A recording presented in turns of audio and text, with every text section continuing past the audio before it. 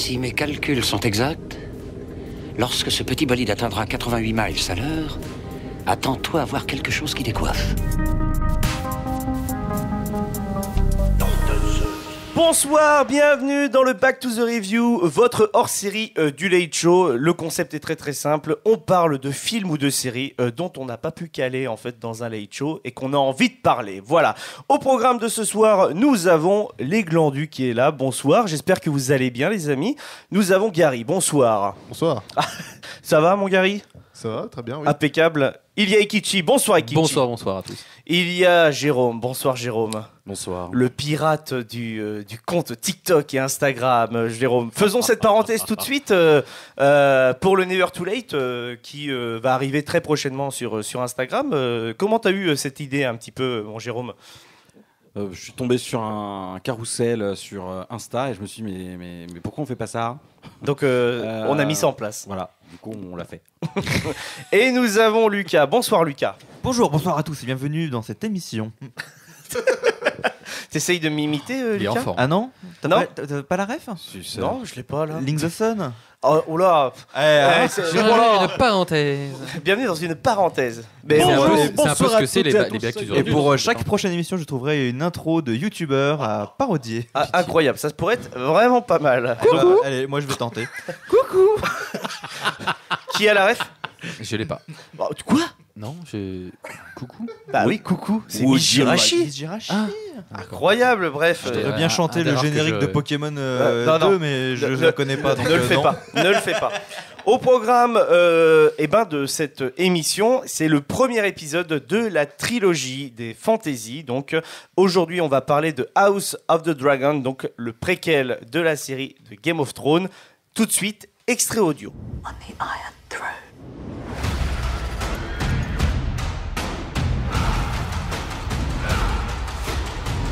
Where is duty? Where is sacrifice? Now they see you as you are.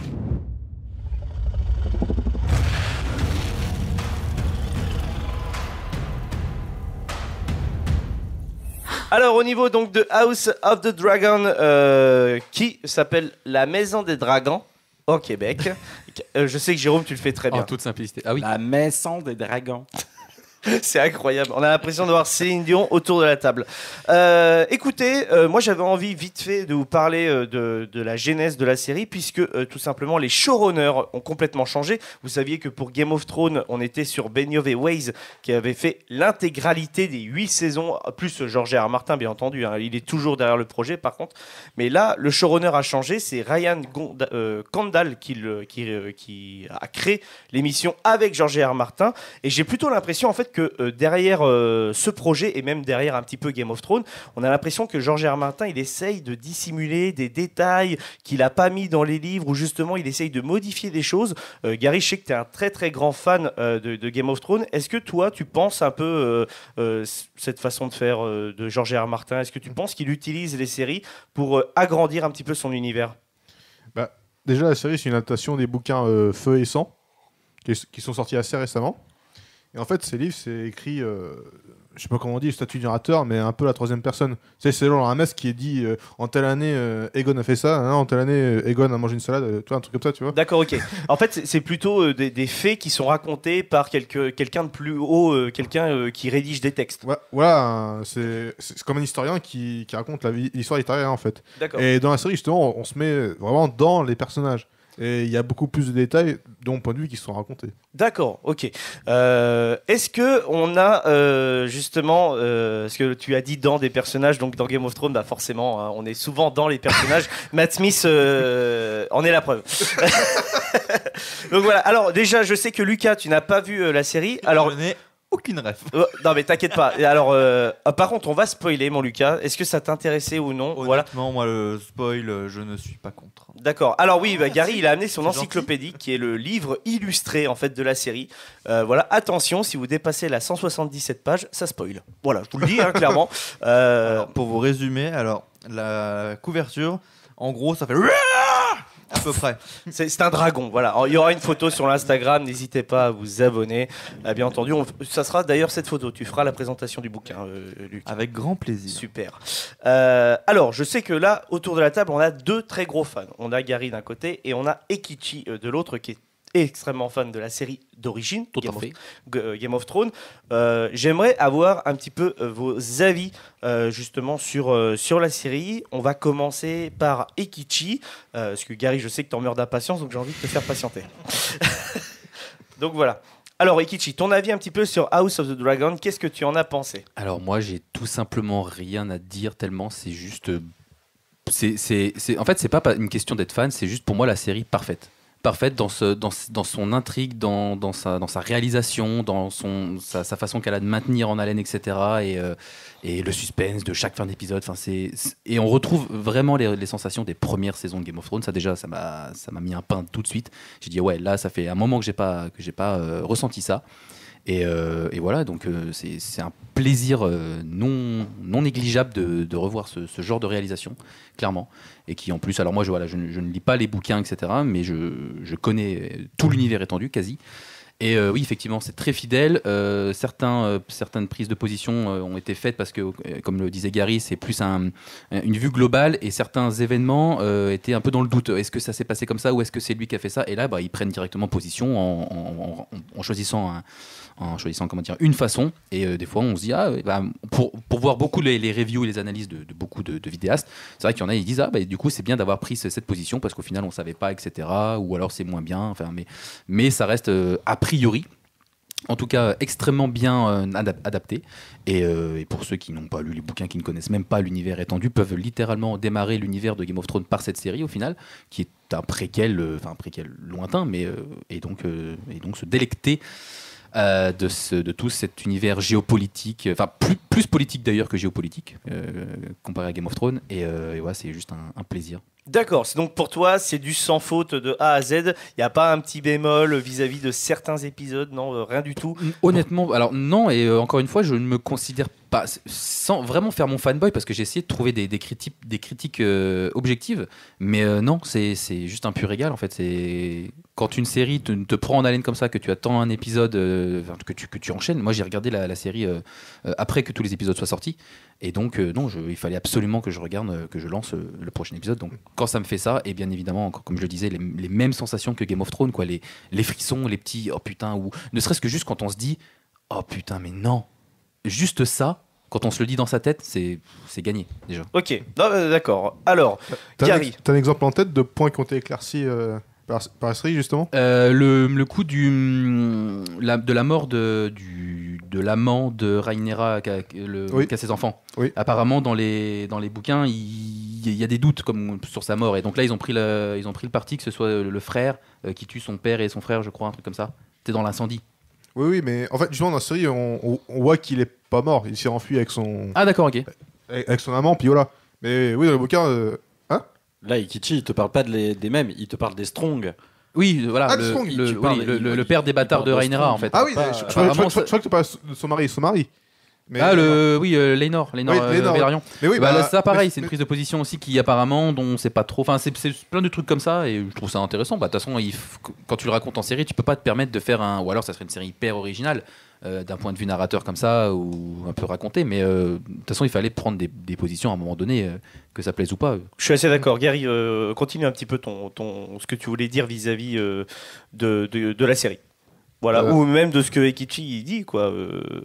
Est-ce que tu avais des choses à rajouter vis-à-vis des prises en position de la série? Non, mais c'est vrai que justement, vu que c'est un fait historique et que le mec qui écrit l'histoire ne sait pas tout, il y a plein de points où tu peux rajouter des choses. Et justement, dans la série, vu que George Martin est derrière, il sait précisément qu'est-ce qu'il veut mettre et ça rentre très bien dans la série. Ouais, je trouve que c'est super bien intégré.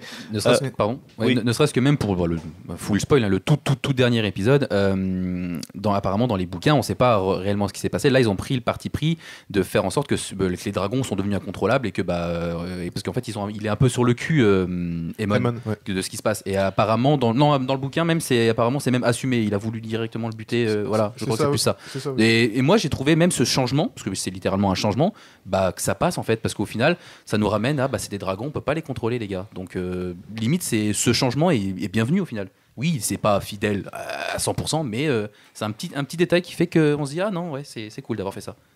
Donc oui, tu veux rajouter quelque chose? Ton avis un petit peu sur la série?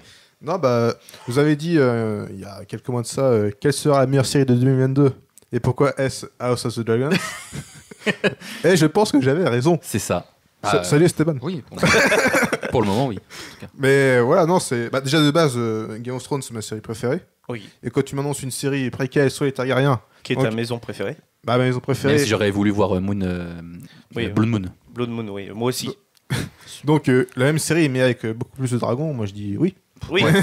Après, je trouve que justement, elle est assez différente de Game of Thrones. Bah, on retrouve les mêmes sensations que sur les premières saisons, qui est vraiment très plaisant parce que les premières saisons de Game of Thrones sont proches d'une perfection, et je le maintiens, je le dis, que sans Game of Thrones, les séries télé ont énormément évolué dans le paysage en fait audiovisuel, que ce soit américain ou français.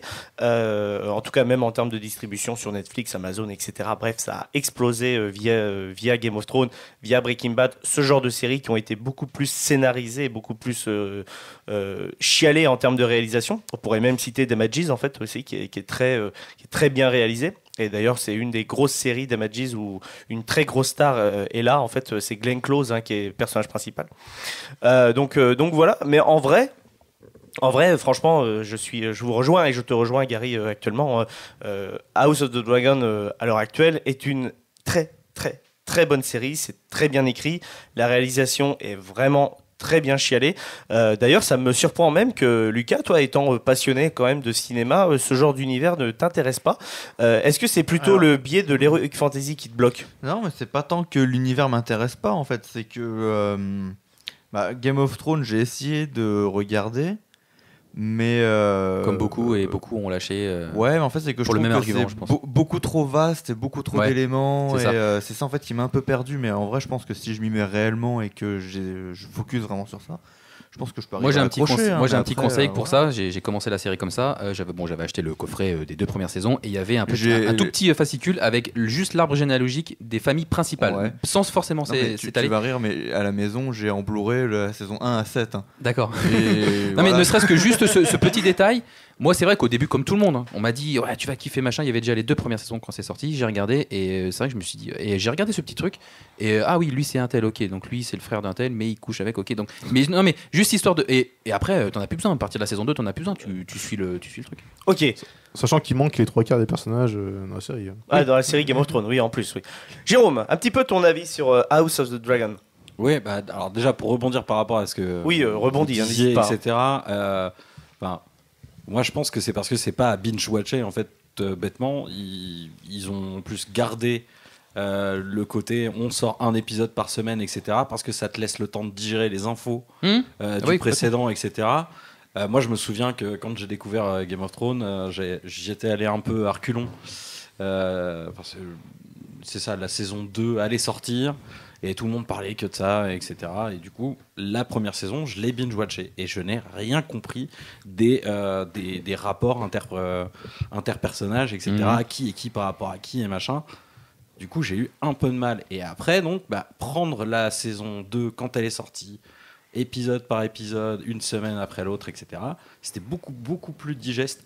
Et du coup, donc c'est comme ça que j'ai regardé House of the Dragon. En effet, dès le début, etc., on te met dans le mood. Ça y est, tu retrouves la grandeur de ce qu'a fait, vraiment l'aura de Game of Thrones, etc. Et pas donc le moisi des 2 dernières saisons. Et donc ça, c'était vraiment hyper appréciable, etc. Découvrir des personnages que tu connais pas, une nouvelle cour, et des nouvelles maisons, etc. Vraiment super cool. Voilà. La réal, elle est sympa, elle est dans le canon Game of Thrones, quoi. Après, il y a des épisodes qui sont clairement en dessous des autres. Il y en a un où je sais plus, c'est la crémation de je sais plus quel personnage. Et ils nous font une nuit américaine, mais dégueulasse. Ah oui, c'est la fameuse femme de Matt Smith qui tue, hein, Oui. je crois, c'est Oui, l'épisode voilà, d'après. c'est Hein. ça. Ouais, Et c'est sur ça. la plage et tout, il retrouve sa nièce et ils se Ouais, mettent ensemble. à Voilà, ce c'est moment-là. ça. Voilà. Non, mais enfin. Moi j'ai du bien coup- aimé celui-là, cet épisode. Ah ouais, mais Oui, oui. la moitié de l'épisode. Oui, est dans le noir. une- Oui, Non, il mais a été beaucoup. elle est dans une nuit américaine, crado quoi. Ah Enfin, oui. je veux dire, enfin, C'est l'étalonnage, on sait, peut-être ouais, qu'il, non, mais, enfin, on sait faire, on sait faire mieux quoi. Surtout que ça a Oui, été euh, beaucoup. mais on voilà. sait faire pire. Oui, non, Les Visiteurs 3. bah, peut-être. Ah non, mais vraiment, vous voulez une nuit américaine dégueulasse où c'est en République tchèque et genre ils ont juste mis un fond bleu devant l'image mais même pas étalonné? Les Visiteurs 3. D'accord. Je pose ça là. Donc les Visiteurs 3, on rappelle ce qui est la révolution. Voilà, mais pas du cinéma, juste la révolution. Voilà. Une révolte plutôt peut-être. Exactement. Bien joué. Ah, Jérôme manie la langue française parfaitement. J'ai pas fait grand chose. J'ai retiré un hution. Bref. Et donc oui, ouais. Et après, au niveau de la réal, pareil, il y a 2-3 trucs. Enfin voilà, tu sens que là, on pourrait mettre des dragons, mais on va pas en mettre parce que bon, faut garder le budget pour autre chose, etc. Et au niveau du scénar, on sent que ils veulent rendre quelque chose d'un peu shakespearien ou voir avec un choix qui à la fin sera plutôt peut-être même cornélien ou du coup il n'y a aucun choix faisable finalement avec donc enfin tout est tout est cousu pardon de fil blanc avec donc tout qui se resserre autour des personnages et là le nœud il va se faire etc et tout ça tu le sens venir parce que ils prennent tellement de temps sur la mise en place dans les 5 premiers épisodes que ce qui va arriver, tu sais que ça va arriver en fait. Tu la vois la Damoclès qui est au-dessus de leur tronche. Donc bon, c'est dommage, tu vois. Ça, c'est le parti pris des ellipses. Beaucoup, en fait. C'est le seul tout petit bémol que je mettrais, c'est que ça avance beaucoup trop vite. Et je pense que c'est pour pas faire 15 saisons. Ouais, mais non, moi j'ai pas trouvé que ça avançait trop vite. Pas dans le sens où les personnages vieillissent trop vite. Les 5 premiers épisodes, justement, c'est hyper lent, etc. Machin chose. Après, éventuellement, une fois qu'ils sont adultes, ça va un petit peu plus vite. Oui, plus, ouais. Mais encore une fois, je savais pas que c'était issu donc d'un bouquin qui est écrit comme des chroniques d'un historien sur ce qui se passe à Westeros. Forcément, du coup, il en manque. Et puis, franchement, est-ce que tu as vraiment besoin de savoir que là, il est retourné dans son château parce qu'il devait mettre ses savates, etc. Tu vois, je veux dire, Stranger Things nous a fait ça là en faisant faire les courses aux gamins et le ménage après. Coupe ce qui est pas nécessaire. Et là, à ce niveau-là, c'est plutôt bien mené, etc. Les acteurs sont super bons, tous sans exception. Ils sont géniaux. Et je l'ai regardé en VF, alors que d'habitude j'avais maté tout Game of Thrones en VO. Et ben cette VF, elle est juste impeccable, quoi. Alors, je tiens à signaler que la VF de base de Game of Thrones est impeccable aussi. Ouais. Non, mais franchement, il y a pas. Les personnes qui sont derrière Game of Thrones pour la version française sont des personnes à la fois talentueuses dans l'adaptation justement du texte, parce que c'est pas un texte facile à adapter. Le langage anglais qu'on peut entendre dans un Game of Thrones ou même House of the Dragon. Et ils ont même rajouté des choses intéressantes dans la VF. Voilà, moi franchement, la VF de Game of Thrones, j'ai vu la moitié de la série en VF. Parce qu'après, j'ai rattrapé en fait la sortie justement de la série. Donc après, je suis parti en VO. Mais tout ce que j'ai vu en VF, ça m'a extrêmement plu. Et ça ne me choque pas que la VF de House of the Dragon soit bonne. Sincèrement. Je pense que les gens qui sont derrière sont à peu près les mêmes. Donc en vrai, beaucoup de voix connues, la voix de Hightower. Ouais, la voix de de Otto, Hightower, c'est celle de Jafar, et de Dr House alors. Et de Dr House, ouais. Ah donc oui. Je me souviens donc plus. du coup, oui. en plus c'est une voix, tu vois, j'ai dit Jafar parce que forcément Hightower c'est l'éminence grise, etc. On ne peut imaginer une rose des sables comme vous que dans les bras de l'homme le plus puissant de l'univers. Wow. Il le fait bien quand même, ça va. Hein. Voilà, ça va parfaitement. Et puis avec cet acteur, quoi, que, je me souviens. Mais les acteurs, je me souviens, il faisait le clown dans Coup de foudre à Beverly Hills. Et c'est comme Tywin Lannister. Le Tywin Lannister avait joué dans des films complètement barjots et il avait. Notting Hill, pardon. Coup de foudre à Notting Hill, d'accord, ok. C'est lui le crétin à moitié à poil devant les paparazzi, quoi. Enfin bref, je me suis dit, quand j'ai fait le rapprochement, je me suis dit, ah ouais. Hein, il est mieux en Rasputin et J'adore. et en Otto Hightower, quoi. Et t'auras peut-être la ref, c'est dans quel film que Tywin. Rasputin Dans le dernier Kingsman. Dans le dernier Kingsman. Je l'ai pas reconnu, hein. Oh là là, le dingue, c'est mon fond d'écran depuis 6 mois. Je vous jure, c'est une autre chose que ça. Kingsman, regardez, c'est mon fond d'écran depuis 6 mois, les gars. Énorme. Et il est là, Rasputin. Rasputin, c'est Otto Hightower. Faut le reconnaître ok. aussi. C'est un truc de fou, ça. Mais c'est comme Tywin Anecdote. Lannister qui avait joué dans un film complètement barré. Ah oui, mais Tywin Lannister. Tywin c'est lequel? Parce que- Tywin, c'est dans le Game of père des Thrones. Lannister dans Game of Thrones. Et Il est tout maigre. Il avait- Et- ouais, il avait fait des. Non, mais Ali alors, G. juste déjà, c'est le voilà dans Ali G Dans Ali G, où il est il dedans, danse alors. à la fin, etc. Voilà. Il fait un Ouais, il c'est fait ça, un des sénateurs. Et pourtant, enfin, tu vois. Écoutez-vous, voilà. les gars, écoutez-vous. et qu'est-ce qui et dans quoi d'autres il joue et c'est le méchant dans Last Action Heroes aussi. Hein. Mais oui, c'est vrai, t'as raison. T'as raison. Après, Tywin Lannister, il a une grosse carrière Ah, aussi, bah, l'acteur. évidemment Hein, qu'il a donc, il a une grosse carrière sur cet acteur, mais du coup, grosse carrière ou pas, en l'occurrence, là même les gamines, elles sont sensationnelles dans les 5 premiers épisodes. Ah oui, vraiment, l'actrice qui joue Rhaenyra, donc qui est Miley Koch, je crois, un truc comme ça. Je pense. Ouais, Emily, quelque chose. Bref, je pense que vous tapez Rhaenyra, de toute façon, il y a Emma Darcy et elle qui pop. Emma Darcy, d'ailleurs, est quasiment sûre d'être nommée pour l'award, le Emmy Award en fait, de la meilleure actrice d'une série dramatique cette année. Franchement, GG à elle, parce que c'est vrai que la deuxième partie de la saison, elle amène quelque chose de très très dur dans son jeu, quelque chose où on sent vraiment qu'elle a le poids des épaules. Voilà, l'acteur qui joue Viserys, Bah, masterclass. Hein. masterclass. D'ailleurs, Georges Martin, il a, je crois, dit qu'il pouvait pas rêver mieux en fait. Oui, comme que le interprétation Viserys de de- la Après, série était meilleur mieux que dans que les- celui de son C'est bouquin. ça. Ouais. Oui, Surtout, Gary. surtout après l'épisode 8 où que justement l'acteur qui joue Viserys c'est à moitié mort qui va C'est sur ça. le trône.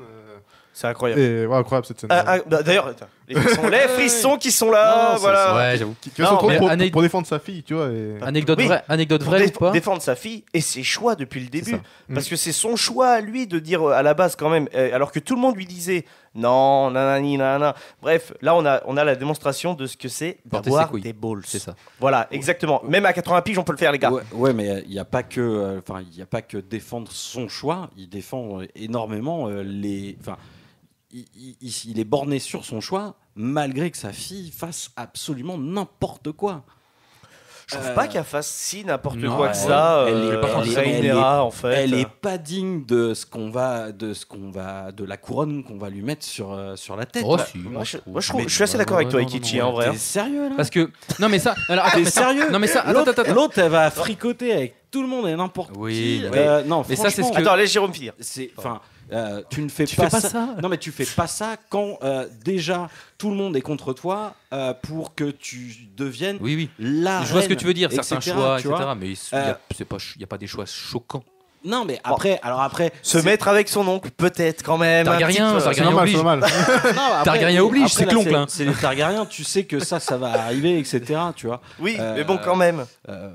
Bref, et oui, non, mais on faisait tout ça avant, tu vois. Oui, c'est vrai, voilà. c'est vrai. Ah, Les coutumes du roi pur, Mais ça, c'est du la- sang pur, etc. Ça, c'est la magie du Game of Thrones universe, je trouve. C'est cette magie de soit détester ou pas apprécier un personnage que d'autres vont adorer ou qui ça peut te faire un renversement dans ta tête.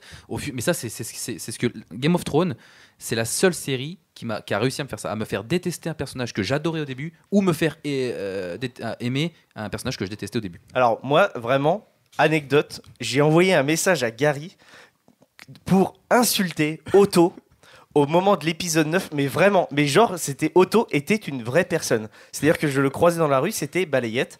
Hein, clairement, au moment du revirement du trône, j'étais tellement happé par la série que ça m'a donné la sensation que ce mec-là Une existait injustice, et ouais. que je voulais lui démonter sa mère. Mais Ouais, vraiment, ça je t'ai me- pas envoyé un message comme ça. Si, le Un sang- message le, vocal. le sang de ses morts, Le sang c'est mort, le Joe là. Non mais c'est Le c'est la Otto, je le prends, je le retourne, je le fume.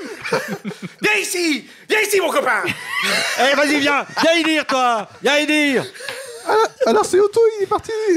Allez, mais ferme ta gueule. Ta gueule, toi. Alors. Non mais le Game of Thrones univers, c'est le seul qui, pour moi, arrive à nous faire sortir de nos gonds comme ça. Non, mais c'est oui, vrai. bah, mais Enfin, sur- j'ai jamais ressenti ça dans une autre série, à part un petit peu Viking, mais c'est pas à ce point-là. Sur des personnages fictifs. C'est ça, ouais, c'est ça. C'est ça qui est fou, en fait, c'est de se dire que tu es tellement happé par l'univers et il est tellement bien construit que ça paraît tellement vrai, possiblement avec les cours d'histoire qu'on a eu qui nous rappellent des coutumes qu'on a connues, nous, en France, comme la culture du sang pur, etc. Sur beaucoup d'histoires et sur beaucoup de cultures, ça a été utilisé, hein, ce genre de truc. Et le truc, c'est que c'est tellement ancré dans une réalité super bien que les personnages deviennent limite plus forts que le réel. Otto, sans vous mentir, au moment du revirement de situation où d'un coup il dit que sa fille vient le voir et qu'il dit il ne voulait plus que ce soit Rhaenyra qui soit sur le trône. Mais j'étais là en mode mais qu'est-ce qu'elle vient de faire elle? Mais qu'est-ce qu'elle vient de faire elle? Mais l'autre il va se précipiter, il va foutre l'autre Aegon, excusez-moi les gars, parce que bon, entre Aemon, Aegon, machin, Daemon, voilà, ça fait trop de mon. Donc voilà, mais vraiment Pokémon, exactement, parce qu'il arrive saison 2. Digimon, Pokémon, c'est dans la deuxième série avec Stark, hein. Voilà. C'est ça. Donc voilà, il chevauchera un Dracofeu. Incroyable. Bref, le crossover est parfait. Bien entendu, vous pouvez retrouver les jeux Pokémon. C'est pas du tout sponsorisé. Qui viennent de sortir. D'ailleurs, vous les avez pris? Écarlate, non. Voilà. Demain. Pokémon, oula. D'accord. Oh. On a des fans là. On voit a la des fans. jeunesse là. Tu vas le prendre toi? Pas tout de suite. Très bien. Ça, c'est le compte en banque qui parle. C'est des très bons jeux pour quand tu vas sur le trône. Et du coup, on reste dans la thématique du trône. C'est des jeux de trône. Exactement. D'ailleurs, vous l'avez trouvé comment le nouveau design du trône? Magnifique. Avec les épées sur le côté, Ah oui, c'est etc. un peu plus. Un peu plus. Apparemment, un petit peu. Il veut faire plus gros pour être un peu plus proche des adaptations. C'est ça. Ouais. L'adaptation, c'est vraiment une montagne. Ouais, c'est une limite, montagne de DP, ouais. C'est- Et non, pas mal. Oui, non, très bien. Moi, j'ai beaucoup aimé la représentation actuelle de la nouvelle série. D'ailleurs, je me demande, est-ce que dans la série, ils vont intégrer le fait que dans Game of Thrones, le trône est plus petit? Voilà, peut-être. Ouais, je pense pas qu'il y aura une. Je sais pas. Mais c'est pas choquant, c'est pas, Non. c'est pas un changement qui nous dit ouais. Enfin, c'est pas une incohérence où on va se dire c'est non, c'est là, c'est bien. Ouais, je suis d'accord, mais au moins, c'est vrai que c'est un peu plus proche de l'adaptation du bouquin. Qu'est-ce que vous voulez rajouter sur House of the Dragon? Lucas, est-ce que ça te donne un petit peu envie de regarder la série ou pas du tout? Le petit débat qu'on après, a. peut-être que j'y jetterai un coup d'œil quoi. Après voilà, je sais pas si. Comme il n'y a qu'une saison, ça peut te faire rentrer dans l'univers Game of Thrones. Ouais, pour pas carrément. te taper tout. Je suis assez d'accord. Moi, pour moi, c'est ce que je conseille. Quelqu'un qui connaît pas Game of Thrones, j'ai des gens dans mon entourage, des hérétiques, voilà, qui ne connaissent pas. Je leur dis, limite, non mais quitte à commencer, comme c'est actuel, ça sort en ce moment, il y a qu'une saison, regarde et ça te rapproche un peu au niveau politique. Ouais. Jérôme, tu voulais rajouter quelque Ouais, chose? moi, J'ai vu le doigt levé. Je voulais rajouter un truc parce que oui, Rhaenyra elle est pas digne, etc. Machin chose. Il n'y en a parce pas eu que- de débat, parce d'ailleurs. qu'elle couche dans tous les sens. Attention, je dis pas ça parce qu'elle est une femme. Non. Je dis ça parce que elle a une position qui est déjà débattue par tout le monde Exactement. à tenir, et donc c'est le moment d'être exemplaire et pas de faire ce qu'on veut. Je dis pas ça parce que c'est une femme Non, et que non, t'as mais- pas le droit, parce que on sait très bien qu'ils ont tous couché n'importe où. D'ailleurs, c'est même le sujet dans les premiers échanges qu'il y a entre le Stark et le Baratheon dans la première saison de Game of Thrones. À savoir que Stark, lui, il est bien droit dans ses bottes, jamais il fait un pas de travers, c'est faux. alors que l'autre, il fait des couchons-stés de partout. Oui, Baratheon est un gros porc. sans même. On va pas Voilà. se le cacher. Hein. C'est un gros porc et il se rend même pas compte que ses chiards sont pas de lui. Exactement. Non, mais t'inquiète pas, je pense sincèrement que quand t'as dit la phrase, c'était limpide que ça n'était pas dans le fait que ce soit une femme, mais plus du côté où il faut qu'elle soit exemplaire pour montrer qu'elle est digne du trône. Voilà, exactement. Voilà, mais c'est ça. voilà, mais pas du tout. C'était limpide, hein, vraiment, sincèrement. D'ailleurs, je pense qu'on l'aurait tous vu ça choquant. On t'aurait repris tout de suite. T'inquiète pas.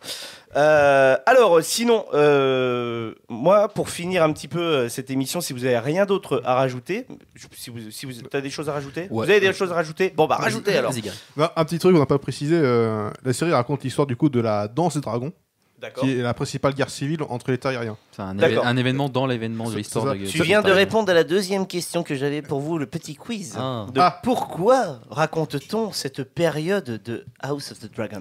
Bah, Tout simplement pour mener à la danse des dragons. voilà, qui est une guerre civile qui va arriver donc au sein même de la maison. Intra-Targaryen, Intra-Targaryen, exactement. Voilà. Bon, bref, mais c'est pas grave, c'est pas grave. Il y a d'autres questions, vous inquiétez pas. Donc, ouais, du coup, tiens, en parlant de intra-Targaryen, je trouve que pareil, c'est quelque chose qui aurait pu être un peu rédhibitoire ou un peu nous titiller. C'est le fait que ça se passe quasiment en huis clos. Et je trouve qu'en mine de rien, même si on voyage pas, même si on voit pas d'autres lieux, beaucoup d'autres lieux, ok, 80-90% de la saison se passe à Port-Réal, voire dans le Donjon Rouge. Et pourtant, la magie fait que. La magie de l'intrigue fait que. Je suis assez d'accord. Jérôme rajoute un petit peu. Moi, je pense que c'est juste parce que du coup, le point de vue du narrateur n'est pas le même que dans Game of Thrones. Oui. Dans Game of Thrones, c'est une bataille de points de vue. Donc du coup, tu as besoin d'avoir le point de vue de ce qui se passe là, ce qui se passe là, ce qui se passe là. Les mecs qui sont au mur, qui savent absolument pas ce qui se passe, mais eux, ils ont leurs problèmes à gérer. Enfin, tu vois, c'est ça, c'est une question de point de vue de partout. Et qu'au final, ce sont des jeux et que il y a rien qui a vraiment d'importance dans tout ça, puisque de toute façon, il y a un truc de ouf qui va leur tomber sur la tronche. Ce qui est complètement trahi par la fin qu'ils ont faite. Mais voilà, il y avait ce point de vue-là. Et là, alors que là, le point de vue, c'est vraiment l'intrigue, là où elle est et pourquoi, etc. Avec un narrateur qui est plutôt omniscient en fait par rapport à toutes les intrigues. Alors qu'avant, on avait juste des points de vue et démerde-toi avec ça, trouve le vrai du faux, etc. Jusqu'à ce que ça tombe, quoi. Et donc c'est ça qui est super bien géré, c'est que du coup le narrateur il a pas le même point de vue et ça marche quand même et t'as quand même l'impression de regarder du Game of Thrones. C'est quand même cool et parce que c'est pas qu'il y a pas que le lore qui fait ça, quoi. Non mais c'était pour amener cette truc pour pas être dans la comparaison, il y a des séries concurrentes qui ont misé sur les vastes étendues, les différents lieux, etc. Et pourtant là à quoi tu penses? J'ai le droit de dire Oui. le Seigneur des Anneaux, enfin les Anneaux de pouvoir. Retrouvez notre avis dans l'épisode 2 de la trilogie de Duel des Fantaisies. C'était pour casser ça. Non mais voilà, ou d'autres, mais là c'est parce qu'ils ont joué beaucoup sur la compétition entre ces deux-là. Eux le savent même. Mais je pense même que sincèrement Amazon ils ont balancé les dates de sortie en fonction de Game of Thrones. Et ils se sont dit on va les battre. Hein. Non mais donc ne dépendons pas sur donc qui amène des lieux différents, des vastes étendues, des grandes plaines, des grands plans en fait de caméra. Alors que là non, c'est vraiment en huis clos et pourtant mieux. Ok. Non, en vrai, voilà. Moi, j'aimerais juste rajouter un dernier truc. J'ai beaucoup aimé l'introduction en fait aux conséquences directes de Game of Thrones par une sorte de vision de Viserys à la toute fin du premier épisode. Ça, c'est nouveau, je crois. C'est totalement nouveau. C'est pas du tout dans les bouquins ni rien. Et ça, franchement, j'ai adoré le fait qu'il connecte directement à Game of Thrones. Franchement, ça, c'était vraiment bien joué. Pour terminer, avant le petit quiz pour déconner, j'aimerais que vous nous disiez si vous avez une scène à retenir de cette saison 1. Et on va commencer tout de suite avec Gary. Vous pouvez spoiler, il n'y a aucun problème. Juste dites la scène où, genre, vous étiez devant et vous avez fait waouh. Voilà. T'inquiète pas, Lucas. Je peux réfléchir encore un peu. Ok, bon, alors, moi, Ekichi. la scène où Rhaenyra accouche d'elle-même et sort son enfant mort. Et waouh. Juste. Même l'interprétation de l'actrice à ce moment-là. D'accord. Il y en a d'autres. Donc là, c'est vraiment très choquante, mais celle-là, très choquante, touchée. Ouais, parce que moi, je suis suis pas facilement choquable. Je veux dire, moi, je regarde Walking Dead devant mon café. Et il y en a, ils sont là. Ouais, non, moi, des tripes à l'air, peu importe. Il y a rien qui me débecte, qui me dégoûte, etc. Là, c'est chaud, mais dans le sens, waouh, c'est chaud. Ouais, non, mais je comprends. Déjà d'une, c'est très bien joué de Emma Darcy aussi. Hein. Jérôme, t'as une scène en tête? Ouais. Alors merci de me la rappeler celle-là parce qu'en effet, quand je l'ai vue, elle est forte. Voilà, moi j'ai un petit traumatisme sur les naissances, etc. D'ailleurs, dans l'épisode 1, on en a une qui est plutôt trash. Ça met dans le bain. Ouais, déjà, ça met dans le bain. Mais non, du coup, moi, si je devais. Mais la scène qui m'a le plus marqué, où justement la réal, la tension, elle est super bien gérée, etc. C'est le dernier repas de famille de Viserys avec toute sa famille. Masterclass. Enfin, franchement, forcément. Mais tu sais, t'es là, tu te dis c'est pas possible. À quel moment ça explose? À quel moment ça explose? À quel moment ça explose? Il part en paix au final, non, quoi. Et il barre. Et là, je me suis dit ça y est, ça va être la boucherie. Et ça a été la boucherie, quoi. Et voilà. Donc, franchement, c'est hyper satisfaisant toute cette séquence-là. C'était génial. Attention, je vais laisser Gary réfléchir. Moi, si je devais en choisir une, vous l'avez cité, c'est la fameuse marche de Viserys.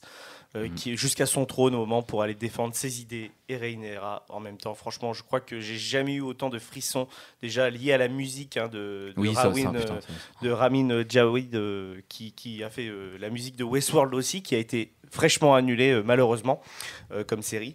Mais en fait, en vrai, c'était incroyable. C'est une des séquences, je crois, c'est rare d'avoir eu autant de frissons pour une séquence d'un mec qui marche. Je crois que Breaking Bad m'avait fait ça à l'époque. La House of the Dragon a vraiment mis la barre très très haut. Ce qui est ouf, c'est d'avoir des frissons à ce moment-là, un personnage qui à un moment donné, on se disait putain, mais c'est quand que tu crèves parce qu'en fait tu nous saoules. Et quand il y a ce truc, c'est encore une fois la magie de Game of Thrones, on se dit putain mec. Là, alors qu'au début on était là, putain mais ta gueule, enfin voilà. Je sais pas, j'ai toujours bien apprécié. Ouais, apprécié parce qu'il était gentil, mais tu sais on était là, oh il y a le mou, tu vois le mou. Ah oui, référence Kaamelott, je sais pas si c'est ça le problème de Viserys, c'est que c'est le roi ventre mou quoi. C'est ça. C'est un pleutre. Ouais, mais je veux dire cette C'est un scène, pleutre. le sublime Mais avant de partir. Mais ça et le c'est- sublime. Pourquoi ? Parce que c'est à ce moment-là que tu te rends compte que d'accord, c'est un pleutre. Et il y a, je sais plus qui l'a dit avant, c'est probablement sa cousine qui l'a dit juste avant à Rhaenyra ou quelque chose. C'est un pleutre, mais en attendant, le royaume est en paix. Et oui, Ah oui. exactement. C'est vrai. Et toi, Gary, un peu ta scène ? Moi, je voulais en dire deux. Donc, tu as dit la première. D'accord. Bon bah voilà, tu vois. Sinon, moi, un épisode préféré, c'est tout simplement le premier. D'accord. Que t'as le tournoi qui est incroyable, je trouve. Le premier épisode, les mecs ils se foutent vraiment sur la gueule. Dans le D'accord. tournoi. Oui, c'est vrai, oui. Et pas le couronnement, mais la cérémonie de la fin avec Rhaenyra que je trouve très forte aussi. C'est vrai. Qui est proclamée princesse de Père Dragon, tu vois. Non, oui, c'est vrai. Et sinon, dans l'épisode, quand t'as Aemon et Vagar qui tuent Lucerys et son dragon, toute la scène Et magnifique. te met dans l'angoisse, tu vois. Totalement, oui. C'est ça, il y a un peu c'est une cet aspect pression, horreur. une pression constante du ciel. Franchement, c'est très très bien joué de la part. Je vois Alors, le moi, texte. Oui. c'est le passage où il y a machin avec des dragons là. Ouais. Et ils sont vers un château ou Bah, je sais pas, mais, Mais justement, d'accord, ça- je me rappelle plus vraiment, mais bah, peut-être que vous pouvez m'aider là. Ouais, bah t'inquiète pas, on va t'aider. Il y a les questions à répondre. D'ailleurs, justement, Lucas, la première question, c'est quand se déroule House of the Dragon actuellement ? Hier. Non, quand ça se déroule si vous avez les réponses. Je l'ai, mais. Ouais, bah oui, vas-y. 172 ans avant le règne de Daenerys, un truc comme ça. Ah, voilà, Voilà, naissance. Naissance. Naissance, Ouais, pardon. Ça se passe en gros 100 ans après la conquête et 200 ans avant la naissance Oui, de parce qu'il y a à peu Daenerys. près 300 Voilà. ans de. Après, l'âge précis, je ne saurais pas te dire. Voilà, bah non, mais voilà, mais je crois que c'est 172, clairement. Quelle est la position de Otto Hightower pendant toute la Par contre, c'est un peu du X, les mecs. Arrêtez. Non, la position politique, j'aurais dû préciser, voilà. Position politique de Otto Alors, Hightower. main du roi, banni et remain du roi. Bien joué. on a vraiment les choses. Alors, quel est le nom des dragons que nous voyons lors de la séquence finale ? Dracolos, Dracofeu et. Dracolo, c'est Dracofeu. Voilà. Séquence finale. Bah, la séquence finale, vraiment celle que. Vagar et le petit, je sais pas quoi. Vagar et le petit Vermax. Je crois que c'est ça, c'est Vermax. Voilà. Je suis pas sûr, mais. Non mais c'est ça, je crois que c'est ça. Je peux te le dire. Il y a tellement de Pokémon maintenant. C'est ça. Eh ben écoutez les amis, merci d'avoir partagé ce petit débat sur House of the Dragon. Non, Ça- non, c'est pas Vermax. c'est qui ? Vermax, c'est le dragon du grand frère. Ah, d'accord. De l'autre. Donc Gary, pendant que je fais mon outro, cherche voilà. son encyclopédie. Voilà. Donc je vous remercie énormément de nous avoir écoutés sur notre avis sur House of the Dragon, qui est le premier épisode de la trilogie de la fantasy de cette fin d'année. Je vous souhaite une excellente fin de journée. Merci au Glandu d'avoir été là, c'était un grand plaisir de vous avoir. Gary a la réponse ? Arax. Arax, voilà. Merci, c'était vraiment super. On se retrouve très vite pour un nouvel épisode de Back to the Review et un nouveau Late Show. Salut à tous. Bisous. Ciao. Bisous.